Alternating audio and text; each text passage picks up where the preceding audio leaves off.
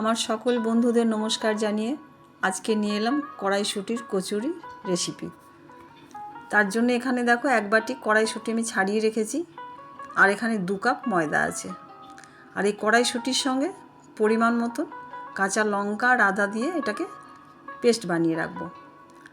আর ময়দাটায় refined তেল আর নুন দিয়ে ভালো করে মেখে নেব।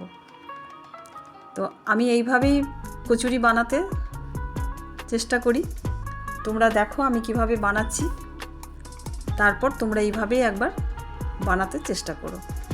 তবে চলো প্রথমে আমি ময়দাটা মেখে নিই। এখানে 4 চামচ রিফাইন্ড তেল আছে আর হাফ চামচ নুন দিয়ে আমি প্রথমে শুকনো ময়দাটা খুব ভালো করে মেখে নেব, কারণ প্রথমে জল দিলে ময়ানটা পুরো ময়দার সঙ্গে খুব ভালোভাবে মেশে না। তাই প্রথমে শুকনো ময়দার সঙ্গে ময়ানটা দেওয়ার জন্য হাত দিয়ে খুব ভালো করে ঘষে ঘষে মাখতে হবে। ময়ানটা ঠিক হলো কি না বোঝার উপায় হচ্ছে এই কিছুটা ময়দা হাতের মধ্যে নিয়ে এইভাবে চাপ দিলে এই যে ডাব হয়ে যাবে বা ঢেলা বেঁধে যাবে, তখনই বুঝতে পারবো এটা ময়ানটা ঠিকঠাকই হয়েছে। এরপর একটু করে জল দিয়ে আমি ময়দাটা ডো করে রেখে নেব।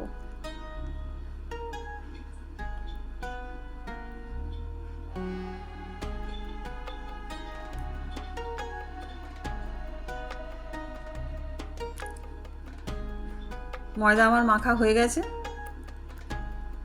এরপর একটু রিফাইন্ড তেল দিয়ে এটাকে মাখিয়ে এক সাইডে ঢাকা দিয়ে রেখে দেবো। ততক্ষণ অবধি আমি যে কচুরি পুরটা আছে সেটা তৈরি করে নেব। কড়াই গরম হয়ে গেছে, এখানে আমি তেলও দিয়ে দিয়েছি গরম হতে।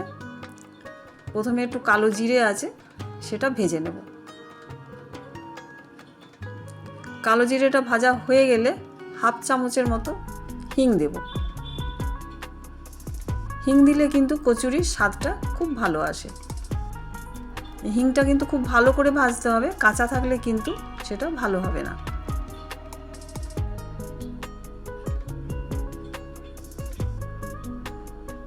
হিংটা পুরো ভাজা হয়ে গেলে আমি যে পেস্টটা তৈরি করে রেখেছি কড়াইশুঁটি আদা লঙ্কা দিয়ে, সেটা এখন সেই তেলের সঙ্গে দিয়ে খুব ভালো করে এটাকে ভাজতে হবে।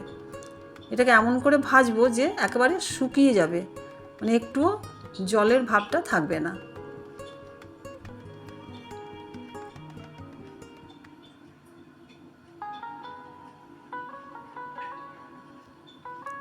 এর সঙ্গে পরিমাণ মতো চিনি দিলাম আর দিলাম নুন।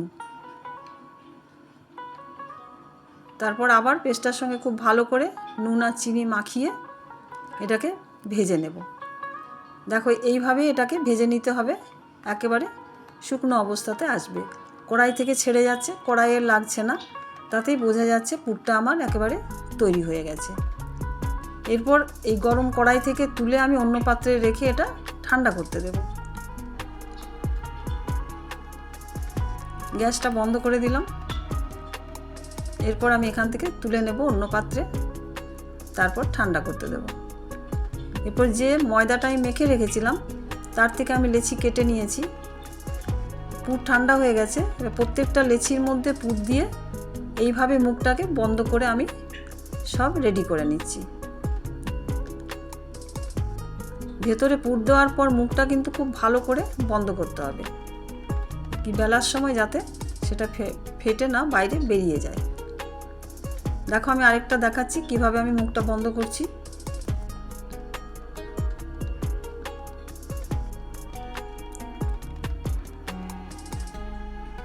এইভাবে পুরটা দিয়ে আঙুল দিয়ে কিন্তু ভেতর দিকে পুরটাকে ঠেলে দিতে হবে। তারপর চারিদিক থেকে লেচির যে ময়দাটা সেটা এনে ঘুরিয়ে ঘুরিয়ে এটাকে বন্ধ করতে হবে মুখটা। এইভাবে মুখ বন্ধ করলে কিন্তু কোনো দিনই বা কখনো ফেটে ভেতর থেকে কিন্তু পুরটা বেরোবে না। এরপর আমি সব লেচিগুলো বেলে নিচ্ছি। বেলার সময়ও কিন্তু একটু সাবধানে বেলতে হবে, বেশি চাপ দিলে পুরটা বেরিয়ে যেতে পারে। এইভাবে সবগুলো আমি বেলে নিলাম।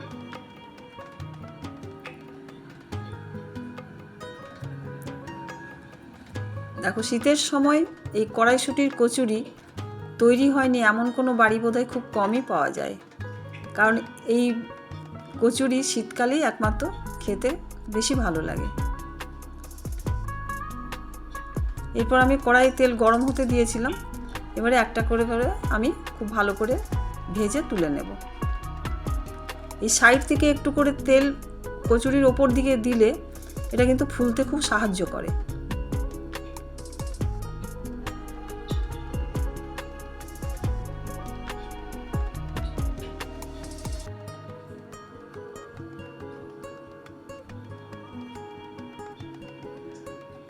দেখো এইভাবে আমি সব কচুরিগুলো ভেজে নেব। আমার এই রেসিপি তোমাদের কেমন লাগলো একবার এইভাবে বানিয়ে দেখো, যদি সেরকম ভালো লাগে আমাকে কমেন্টে জানিও কিন্তু।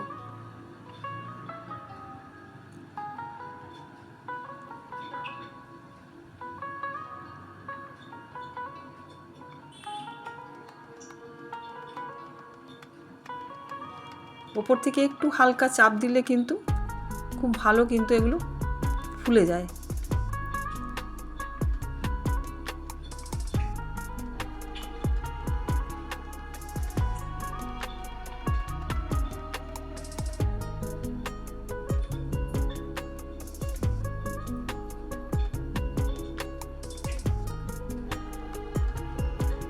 দেখো প্রতিটি কচুরি কিন্তু আমার গোল হয়ে একেবারে ফুলেছে, তাই তোমরা এই পদ্ধতিতে একবার বানিয়ে দেখো।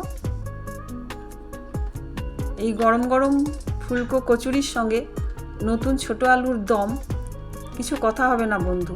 শীতের রাতে দারুণ। তোমরা এইভাবেই একবার বানিয়ে তারপর আমাকে কমেন্টে জানিও। আমি আবার ফিরে আসবো কোনো এক রেসিপি নিয়ে।